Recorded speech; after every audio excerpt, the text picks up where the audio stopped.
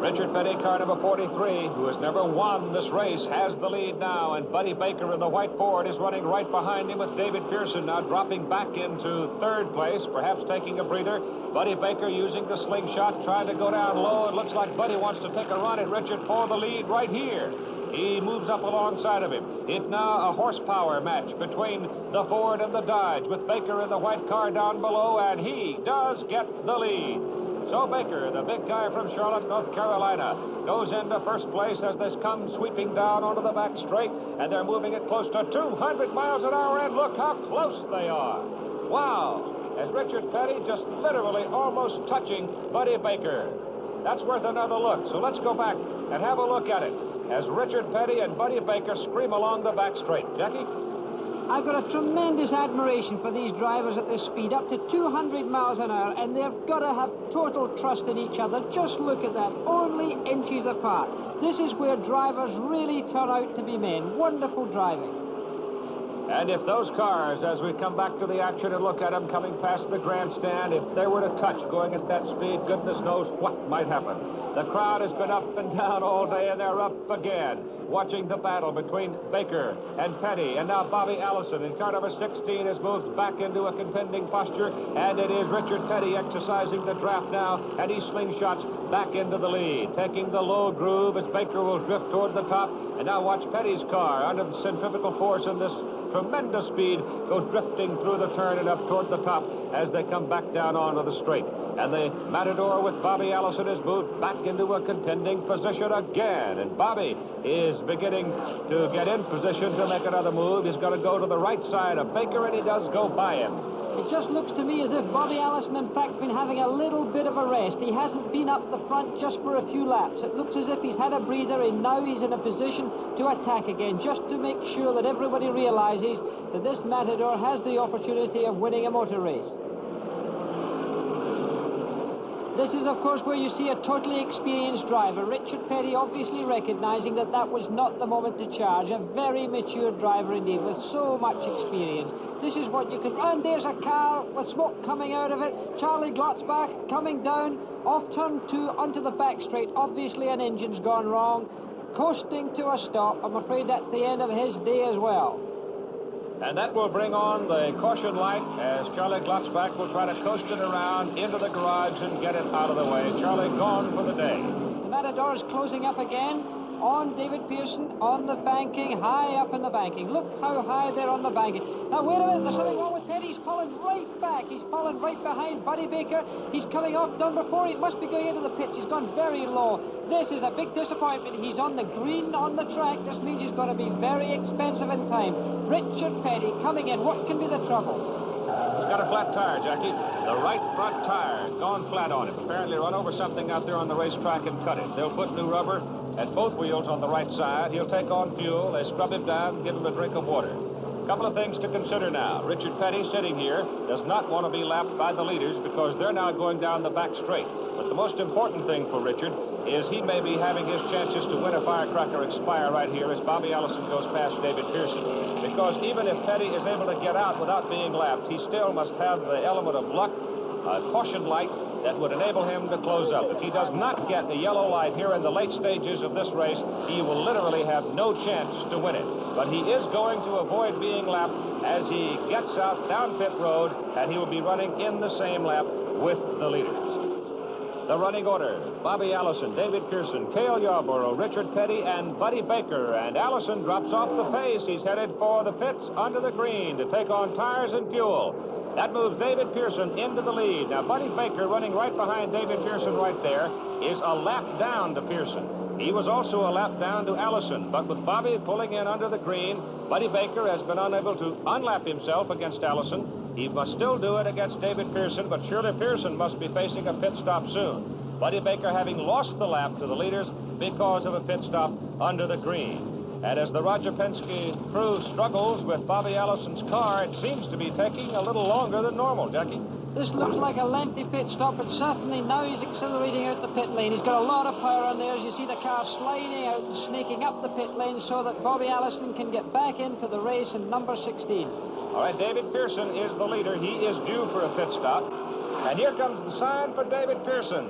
So that means as Pearson comes down pit road, Buddy Baker is back on the same lap with the leaders.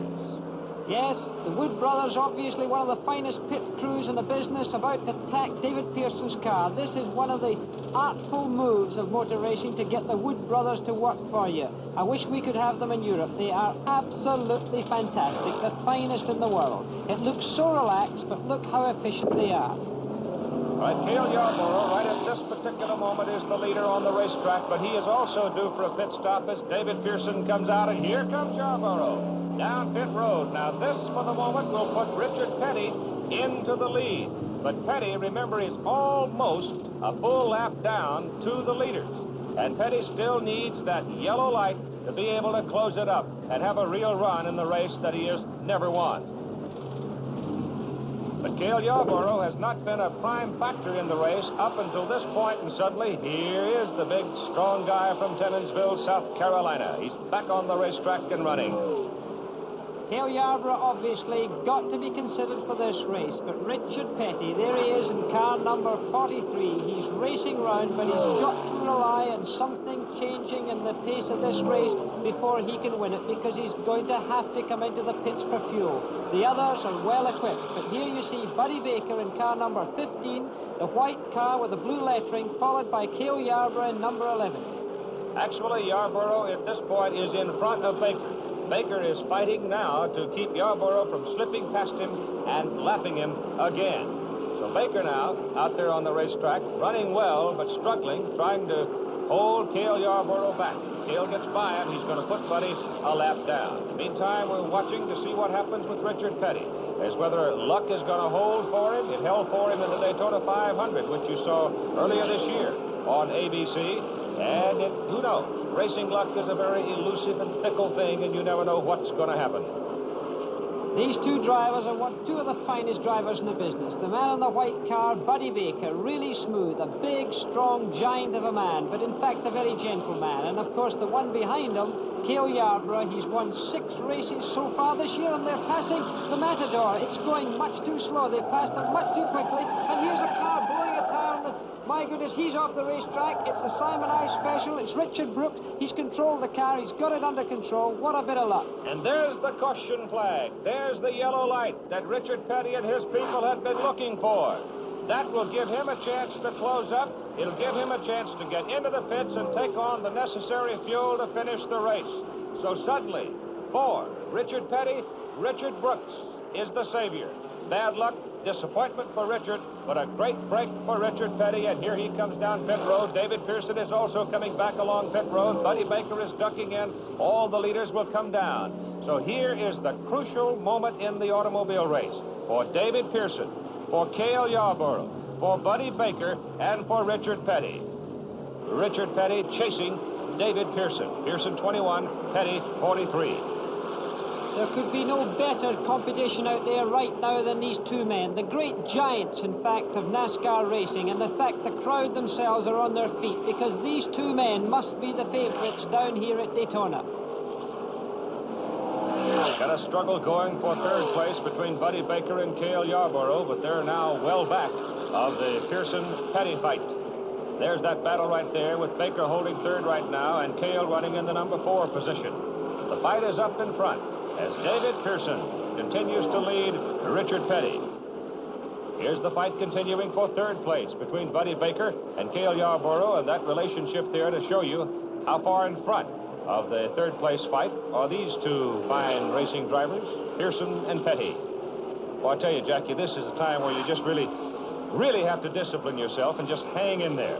Yes, the trouble is, though, there are no rookies in this motor race at this time. All of the men up there, the first two and then, of course, the two behind them are totally experienced drivers. There's not going to be any messing around. There's no rookie going to drop a mistake close to the end.